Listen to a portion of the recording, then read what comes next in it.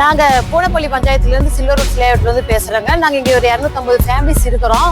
எங்களுக்கு நாய் தொல்லை ரொம்ப அதிகமாக இருக்குது. பஞ்சாயத்தில் சொல்லி ஒரு 4-5 டைம் பிடிச்சிட்டும் போனாங்க.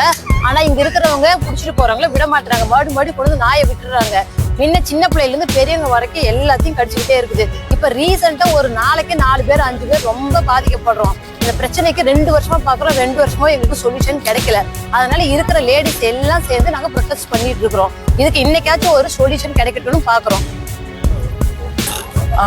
இன்னைக்கு என்னன்னு பாத்தீங்கன்னா, வாக்கிங் போயிட்டு இருந்த ஒரு பொண்ணை வந்து டாக் வந்து பின்னாடி வந்து கடிச்சிருக்குங்க. ஸோ வந்து நிறைய ரிப்பீட்டடா இந்த மாதிரி நிறைய இன்சிடென்ட்ஸ் லாஸ்ட் வீக்கும் அந்த மாதிரி 2 பேரை கடிச்சிருக்கு. ஸோ லேடிஸ்வே டார்கெட் பண்ணிட்டு இருக்கு. அப்புறம் பாத்தீங்கன்னா சின்ன பசங்க நிறைய இருக்காங்க. இங்க 250 ஃபேமிலிஸ்னா கண்டிப்பா ஒரு 300+ குழந்தைங்க இருக்காங்க. குழந்தைங்க எல்லாருமே நிறைய சேஸ் பண்ணிட்டே இருக்கு. எல்லா குழந்தைகளும் ரொம்பவே பேனிக் ஆகுறாங்க. பார்த்தா அவங்க ஏதாச்சும் ஒரு குயிக்கான ஒரு ஸ்டெப் வந்து எடுத்து எல்லா டாக்ஸையும் பிடிச்சிட்டு போகணும்னு கேட்டுக்கிறோங்க. இந்த நாய்ங்க பிரச்சனை வந்து 2 வருஷமா நாங்கள் இது கூட போராடிட்டே தான் இருக்கிறோம். கவர்மெண்ட் அஃபீஷியல்ஸ் வந்து ஆக்ஷன் எடுத்து இதுக்கு ப்ராப்பரான மெசேஜ் எங்களுக்கான சொல்யூஷன் கொடுத்தாங்கன்னா கொஞ்சம் பெட்டராக இருக்கும். ஏன்னா சின்ன பசங்கள்லேருந்து பெரியவங்க வரைக்கும் எல்லாருமே அஃபெக்ட் ஆகிறாங்க. அதை எல்லாருக்கும் கன்வே பண்ணுறது தான் எங்களோட ப்ரொடெஸ்டோட ரீசன். தேங்க்யூ. ஓகே, நாங்கள் வந்து லேடிஸ் எல்லாம் ப்ரொடெஸ்ட் பண்ணுறது சில்வர் ரூட் விழா லே அவுட்டு பூனப்பள்ளி பஞ்சாயத்தில் இருக்குது. இங்கே 250 வீடுங்களுக்கு மேலே இருக்குது. நிறைய பெரியவங்க சின்ன பசங்க இருக்காங்க. இங்கே நிறைய தெரு நாய்க்கள் இருக்குது. அது மட்டும் இல்லாமல் நிறைய பொம்பளை நாய்க்களும் இருக்குது. அது வந்து குட்டி போட்டிருக்கு. அதனால சின்ன பசங்களும் சரி பெரியவங்களும் நடக்கும்போது அது வந்து ரொம்ப கடிக்கிறது. இன்னைக்கு கூட ஒரு பொண்ணை கடிச்சிருச்சு. வாரத்துக்கு ஒரு 4 பேர் 5 பேர் வந்து இதனால பாதிக்கப்படுறாங்க. ஸோ கவர்மெண்ட் இதுக்கான சரியான தீர்வு கண்டுபிடிக்கணும்னு கேட்டுக்கொள்கிறோம். நன்றி. அவர் போய் சுப்ரீம் கோர்ட்ல நின்று பதில் சொல்லிட்டு வந்திருக்கிறாங்க. இது இங்க மட்டும் பிரச்சனை இல்லை, எல்லா இடமும் பிரச்சனை இருக்கு. இந்த பிரச்சனையை இப்படி வந்து நின்றுகிட்டு தீர்த்து கொடுங்கன்னா அது ஆகாது.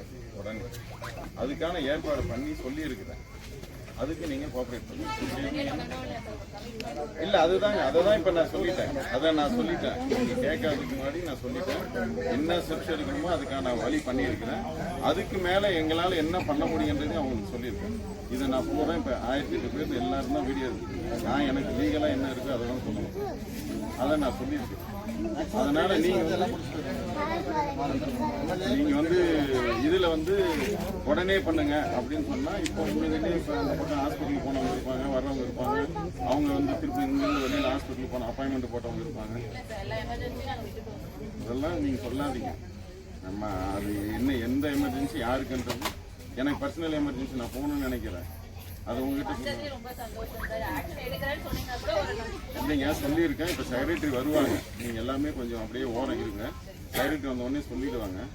எம்எல்ஏ கிட்ட சொல்லியாச்சு, வீடியோ கிட்டையும் பேசியாச்சு. வீடியோ ரெகுலர் வீடியோ இல்லை, இன்சார்ஜ் வீடியோ வரன்னு இருக்காரு. காலையில் நான் வரும்போது கூட எம்எல்ஏ கூட்டினே வந்துடுறாரு. இப்போ பஞ்சாயத்து கிளருக்கு வராங்க.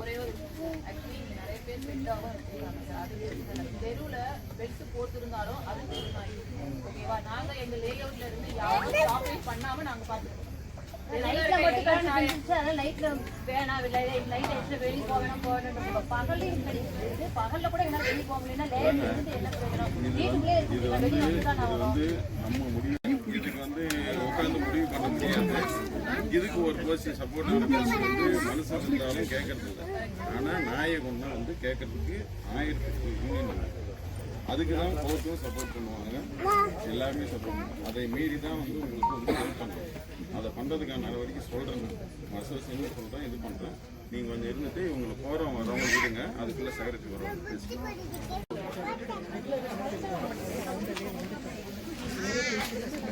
நீங்கள் சொல்லுங்கள். அதுக்குள்ளே அவங்க போட்டு அதுக்கு மேலே வந்தோடனே அசோசியேட் அவங்க ஏன்னா மற்றவங்கலாம் நிற்கிறாங்க. ஃபோன் பண்ணி சொல்லியிருக்காரு. கார்பரேஷனில் நம்பர் கேட்டிருக்கேன். எங்ககிட்ட ஸ்டாஃபுங்க இல்லை. நாய் பிடிக்கிறதுக்கான தனிப்பட்ட ஆட்கள் எங்ககிட்ட கிடையாது. பஞ்சாயத்தில் இல்லை. ஒன்லி கிளீனிங் பர்பஸ் மட்டும்தான் இருக்காங்க.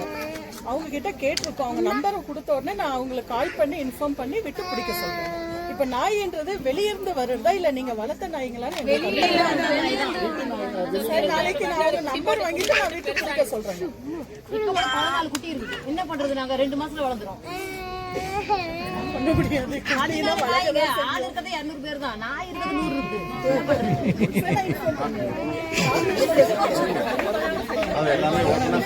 கார்பரேஷன்ல இன்ஃபார்ம் பண்ணி அவங்க தான் பிடிக்க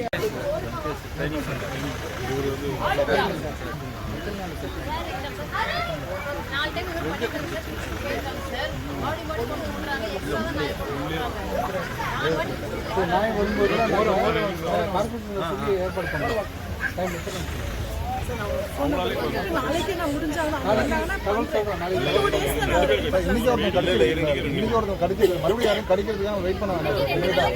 ஆமாம், மறுபடியும் வெயிட் பண்ண வேண்டாம்.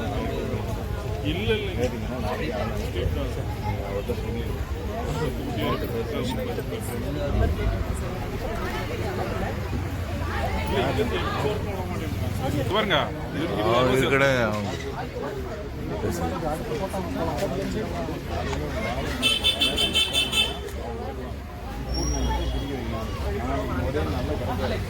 அதனால வாரத்தில் கேப் அதை